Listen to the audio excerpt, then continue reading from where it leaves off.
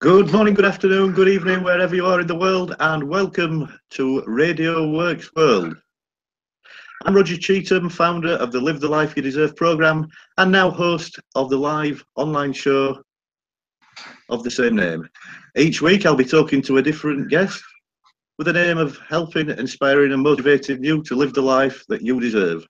This week it is my honour and privilege to introduce my guest, a man who entered into the property world at the tender age of just 21.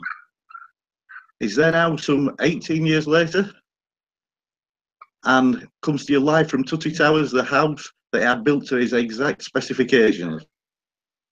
My guest this evening is James Tutty, and to tell you more about the man himself, James, it's over to you.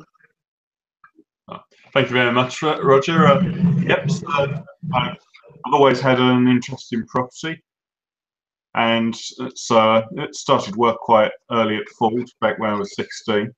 So by the age of 21, I was looking to buy my first place. I did that, and as it turned out, it turned into buy-to-let. Over the course of 15 further years, I sort of slowly built that up, good on a salary at the time. And over the last few years, I've just gradually reduced time working at Ford, dropped down to 4 days because the property was taking more and more time. And then last year, I actually took redundancy and decided to focus on property full time. I needed to do that because, as you mentioned, I was doing my first development project, which was building Tutty Towers, as I've jokingly called it, 2 homes which me and my sister moved into, and now I'm looking at further development projects, which started this year. Excellent. And obviously looking quite youthful on camera. I think it's fair to mention that at the time you actually left the corporate world, you were still the right side of 40, is that right, James? Yep, that's correct, and not a grey hair or lost hair among. Yes, it's it gave me a lot, but I felt it was time to branch out and do my own thing by the time I left. So a wonderful springboard onto property to now be my own boss. The property also allowed me to travel around quite a lot, which was another one of my passions. During the time at Ford, I was privileged enough to be able to take a year out and travel to Australia, and that was only possible because I had property in the background funding me each month. Excellent, great to hear such a success story, James. So when we were putting together the Live the Life You Deserve programme, the LIFE became an acronym, and the programme was actually originally designed for helping other people facing trauma. However, as the programme grew and grew, we did find it was quite a generic programme, relevant to all aspects of life. So the L of life actually relates to legacy. So obviously legacy meaning different things to different people. What does legacy mean to you, James, and what is it that you'd like to leave behind? So for me, legacy means a number of things, because life has many different spheres within it.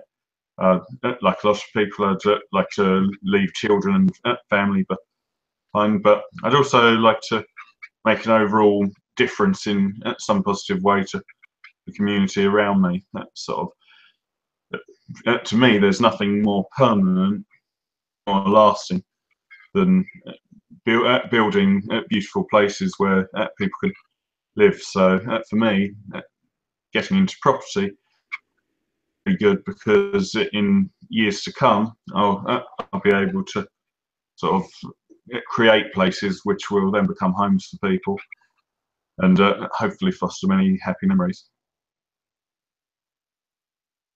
Very good. Nice to see someone sort of putting the positive spin from the property investor's point of view, because I do think sometimes you guys in property are sort of up against quite a thankless task. So you know, it's nice to get the non-media, genuine, heartfelt viewpoint of a property investor. So thank you very much for that share, James. The I of the LIFE acronym is about independence, and you did touch on a little bit about the odd gap year or two that you had during your corporate life, and then moving away from the rat race, as it were, altogether just over a year ago.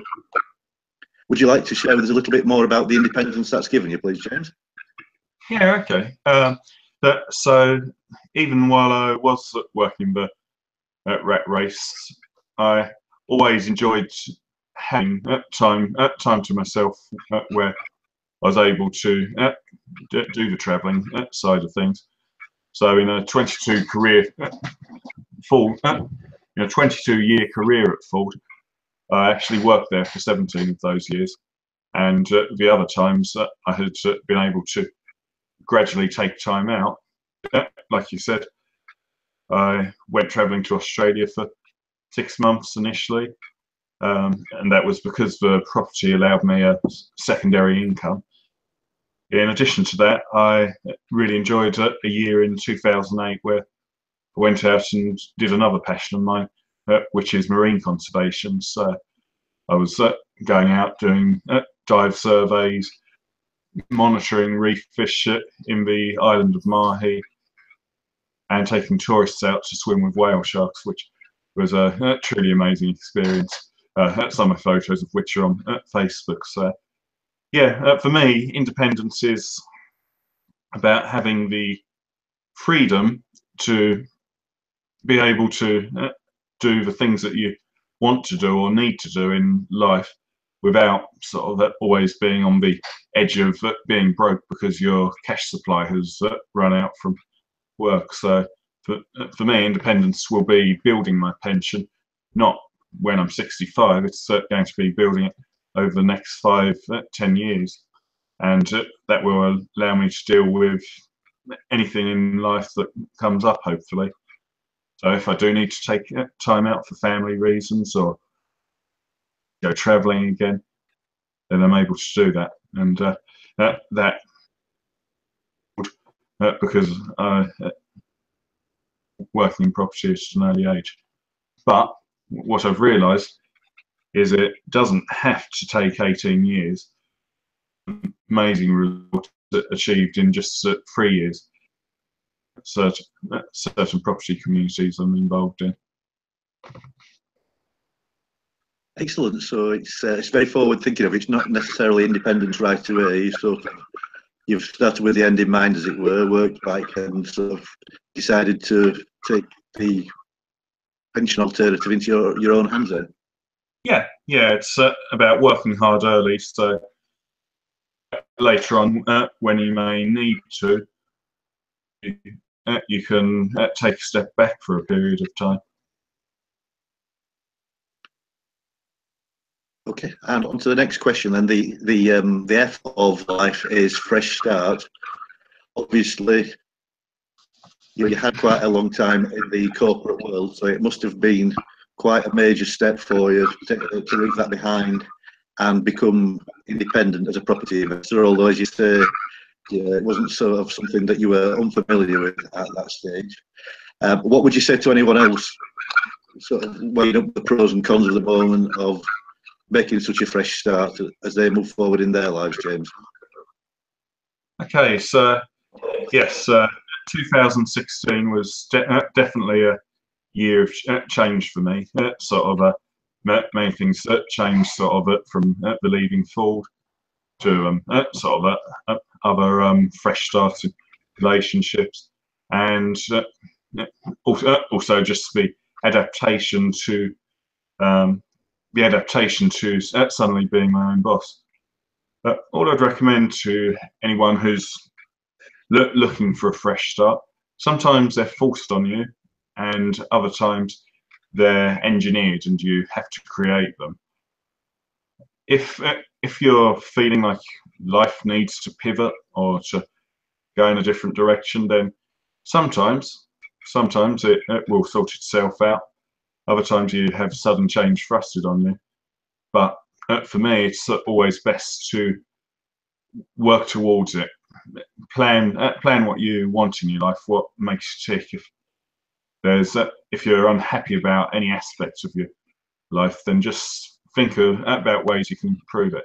And not everyone has to leave their jobs. Some people do very valuable jobs or love their jobs, and they're their passion.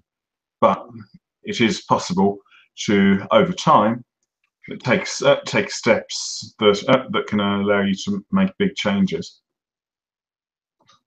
So that might, if travel has always been a passion of yours, then make a plan to go and do it. If you're in one career and you want to take a change into another, a series of small steps, restudying, doing different courses can help you. And in property itself, if you wanted to completely use that property to help sustain you, then do what you can while you're still in your job, and then gradually phase it in, rather than taking big steps. Like I say, I was lucky enough to be able to go down to 4 days, which allowed me a bit more time to be able to build the property to a stage where I could rely on it. And there's no reason that can't be done by others, hopefully. Great answer, and hopefully that will have given quite a few of our audience food for thought there, James. So coming on to the final letter of our life acronym then, the E is for empathy, which, you know, as I said earlier, you know, quite a few property investors do find themselves as having quite a thankless task, and sort of, you know, we hear stories of rogue landlords and things like that, which tend to be more the exception than the norm. Can you just give us your take on empathy and how you see it fitted in the business world and life in general, James? Okay. So yeah, like you say, landlords have taken quite a kicking over the last few years in papers and politics and such. As far as empathy is concerned, I always do my best to put myself into the point of view of the person who's actually I'm talking to, or who has a problem. So in the past, for instance, one of my tenants lost his job, and for 2 or 3 months he wasn't able to pay anything because all his money was just going on basically sort of feeding his family and sort of searching for a job. At that time, sort of, obviously as a landlord, I was quite concerned about it, but because we communicated with each other effectively, he sort of told me straight off what had happened and what he was trying to do.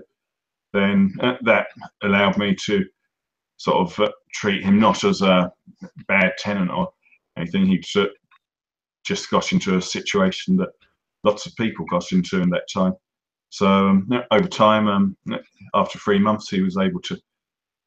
He started paying the rent again, and over time he paid back the arrears, and sort of after a year and a half, everything was back straight. So it's and I'm very glad I took that decision. It would have been very easy to sort of just take the hard route there and sort of like ask for him to leave. But important to remember that it's other people you're dealing with in this business. So it's you should always remember that in whatever form of business you can, and just try to understand where people are coming from when they've got issues or complaints or whatever aspect of life it is. Excellent. Well, James, thank you very much. And nice to give the landlord the opportunity to redress the balance and show the human face of the property landlord. Thank you very much for being the very first guest on the inaugural episode of the Live the Life You Deserve show. Next week, our show will actually be broadcast at 8 PM on Tuesday rather than Monday next week. So that is Tuesday, the 5th of December at 8 PM GMT, where my guest will be Terry Marie Williams of the Young Lives Thrive charity. So look forward to seeing you all then. In the meantime, have a great week, and thank you, James. Thank you very much for having me, Roger.